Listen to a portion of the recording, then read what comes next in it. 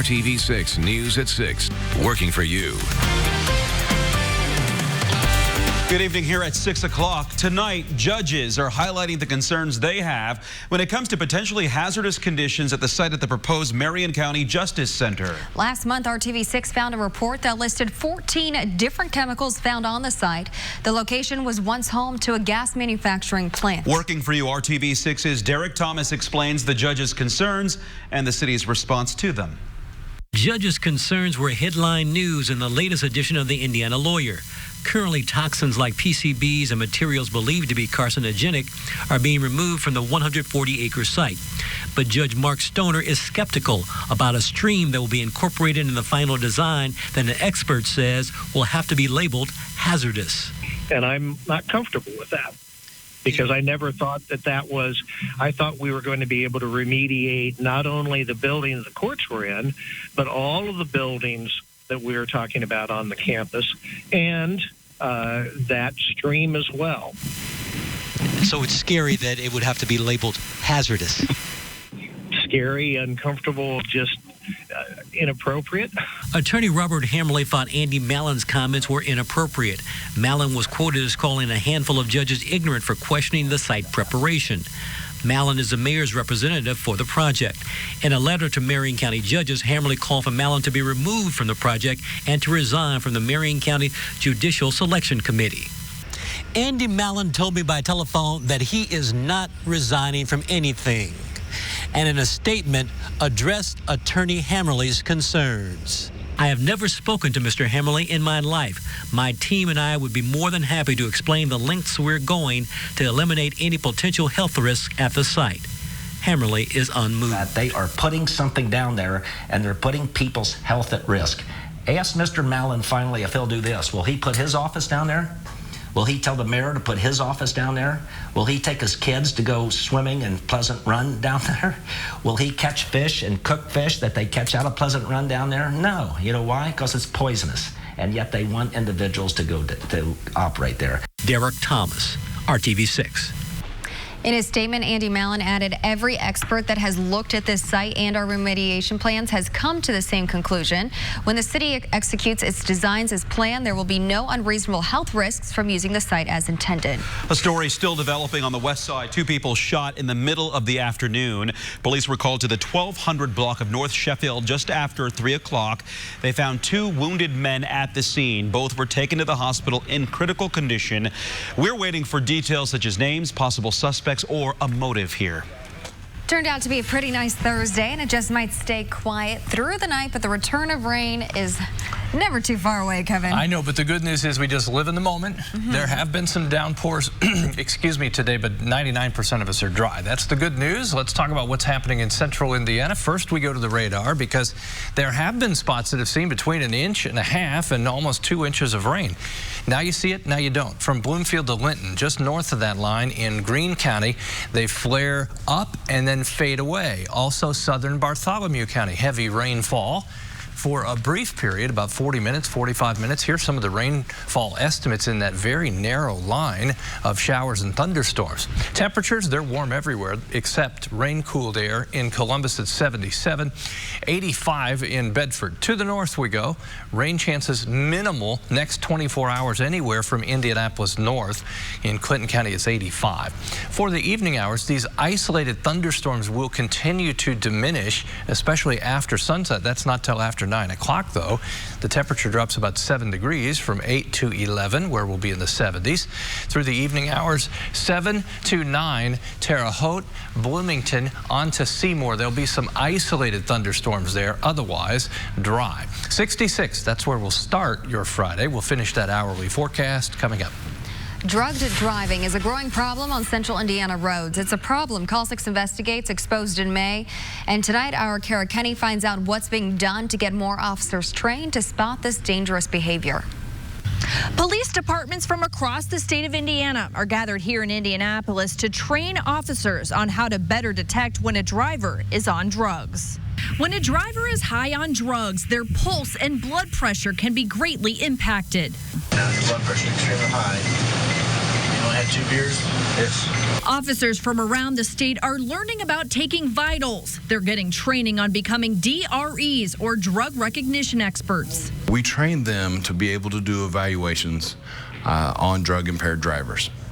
They take that knowledge and practice, and they hit the streets and protect their communities. A Call 6 investigation showed you body camera footage of DREs performing field sobriety tests. Just one of the many ways officers can tell if a driver is impaired.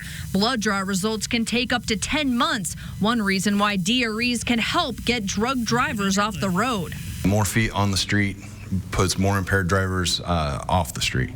Makes it a safer community for all of us. The Indiana Criminal Justice Institute secures federal funding so officers can get 3 weeks of training at no cost to their department. And our primary goal with that is to reduce injuries and deaths and the overall number of crashes that occur on Indiana roadways.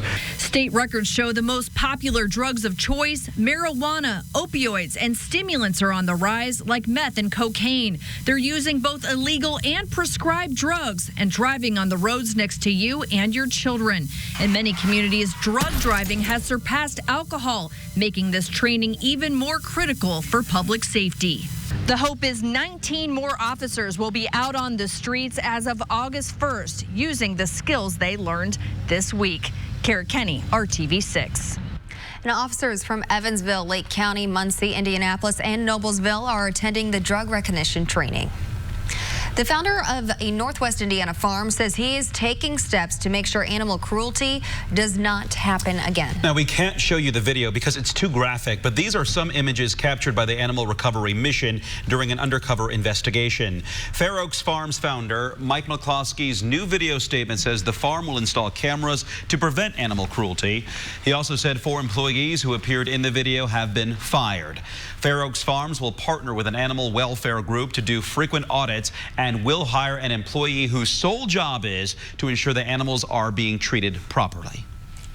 We understand that ARM may release future videos, but we believe very strongly that all of these changes will address any future concerns.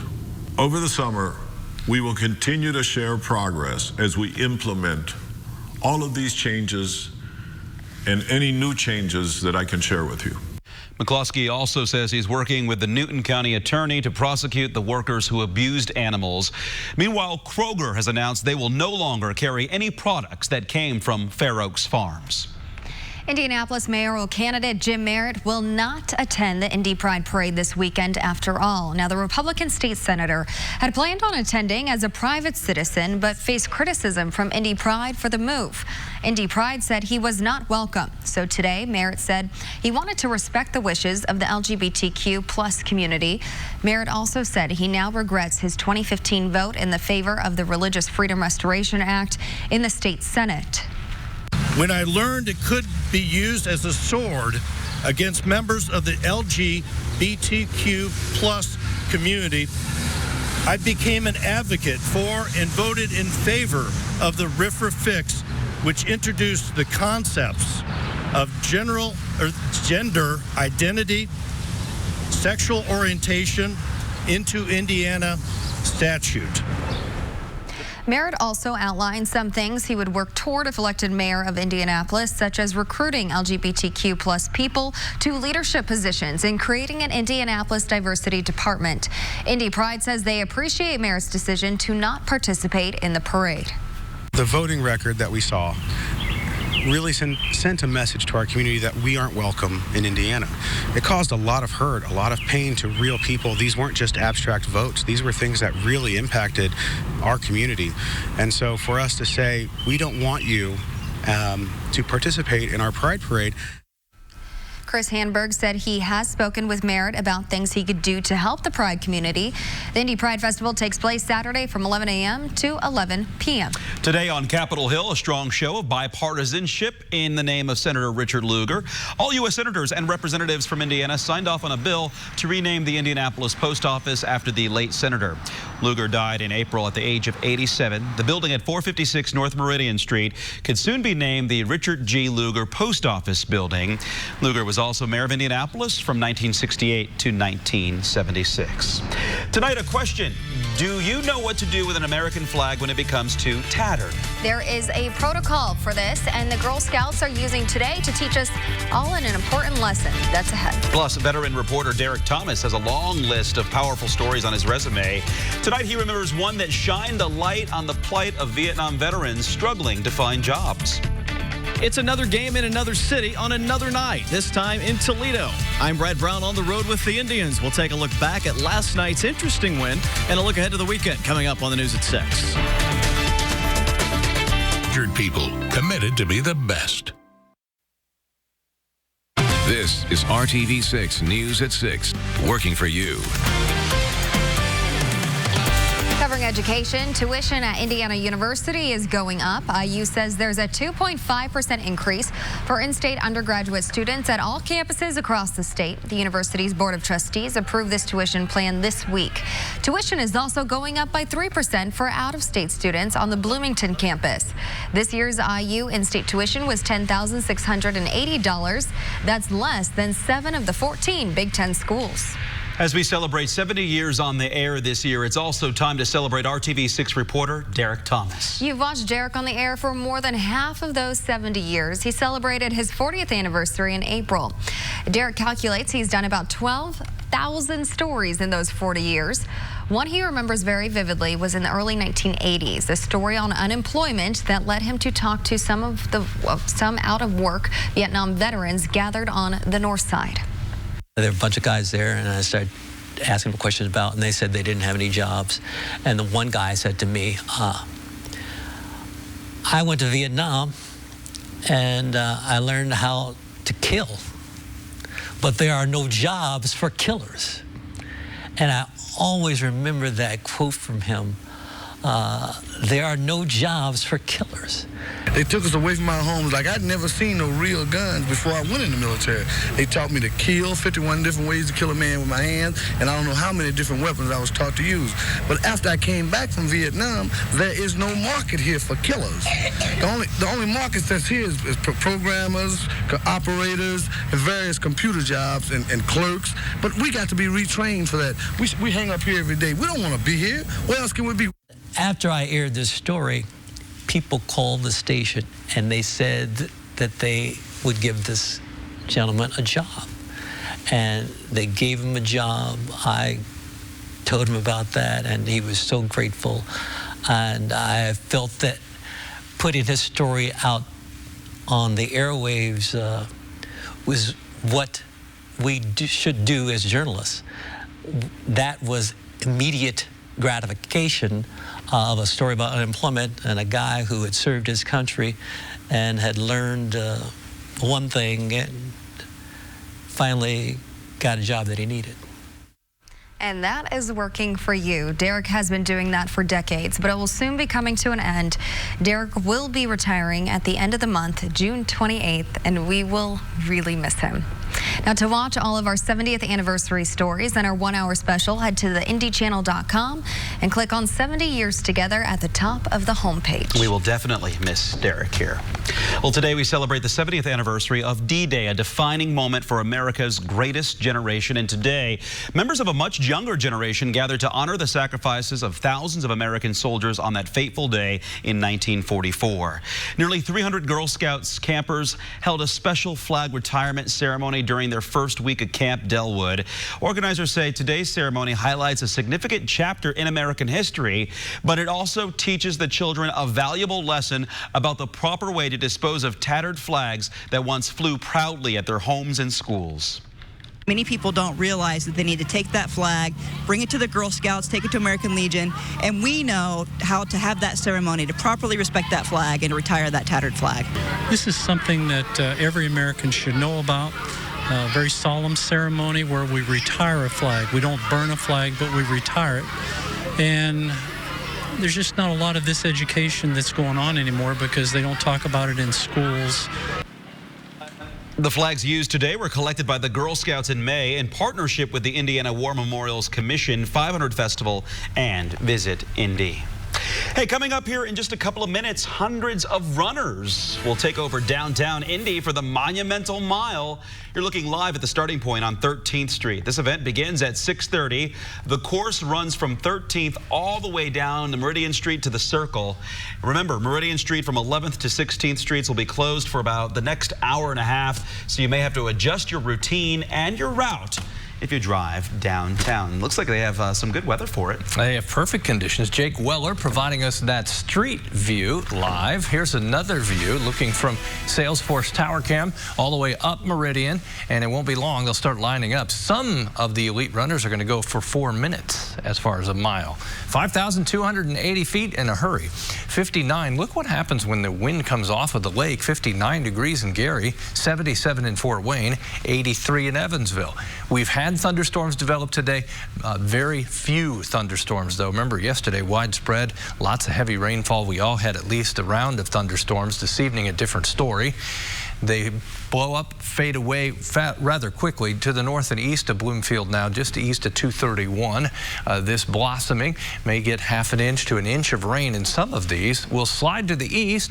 Another area of thunderstorms that was more widespread has fizzled, so they go through their individual life cycle. There's one there, another one here, and then builds another in the southern portion then of Brown County. As far as our rain chances tomorrow, they're still very low. As we go into the weekend, an increasing chance for showers and thunderstorms. That's right on through Monday. Temperature trend, we're holding consistently in the low 80s. Again, dry tomorrow. Rain chances for your weekend. I think you just need patience if you have weekend activities planned. Not going to be a washout. You just may be interrupted at some point. North to south tomorrow, there'll be a nice breeze out of the east. 15 miles per hour, gusting over 20. About 81 for the afternoon high in Indianapolis. More widespread thunderstorms south of the Ohio River. Some of these will sneak into the southern third of the state just like today, but generally a dry day. There's your weekend. 40% chance of thunderstorms both Saturday and Sunday. Early next week, still some thunderstorms possible Monday, but look what happens. The door opens to much cooler temperatures, consistently in the 70s and barely in the 70s by next Thursday at this time.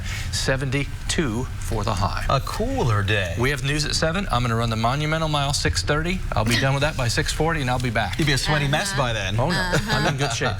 Well, Brad Brown is continuing his road trip with the Indians. Tonight's game is in Toledo. Brad is there with more on the Thanks, game. Team RTV6 Sports on the road once again tonight as we have made a trip north with the Indians tonight as they come to Toledo. We are on the field at Fifth Third Field. This will include a doubleheader coming up on Saturday, so that includes this 5-game and 4-night stretch that will eventually lead to what will be finally for these guys an off day coming up on Monday, and they're back home at Victory Field on Tuesday night. Take it back to last night. We were down in Louisville for the end of that 3-game series. Turned into a very interesting evening with the weather looming around the Ohio River all night long. The Indians took the lead in the 4th inning when Jake Elmore hit one into left field, brought home a couple of runs there that turned a 1-1 tie into a 3-1 Indy lead. Eventually they would be up 5-2 in the 8th inning, and then just after 9 o'clock the skies finally opened up over Louisville after it rained all around there for a couple of hours. Lightning, heavy rains, heavy wind. They brought the tarp on the field. Eventually about 45 minutes later they called the game, so Indy gets that 5-2 win in just 7.5 innings. Well, then the road trip part of this road trip that we're covering began. The Indians load up the bus about 11 o'clock, rolled out of Louisville. 5 hours later, they are rolling into Toledo, a 4 a.m. arrival. The hotel, pack it up, pack it in, get a nap and a long day, and then back here to the ballpark for the start of this series. It's just one of 22 road trips like this the Indians will make this season. I talked earlier with Indians manager Brian Esposito about how his guys are handling the summer grind.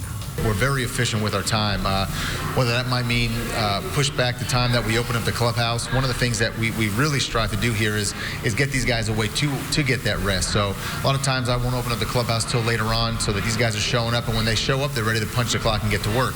Let's talk about the Pacers this afternoon, another of their pre-draft workouts. That includes Lawrence Central High School grad, former Indiana Mr. Basketball Kyle Guy making an appearance here, of course, coming off that incredible run he made to the national championship at the University of Virginia. Kyle is ready to take his hand at the league after a most impressive showing this past season at Virginia. He feels like it's a right place, right time situation to make his mark in the NBA.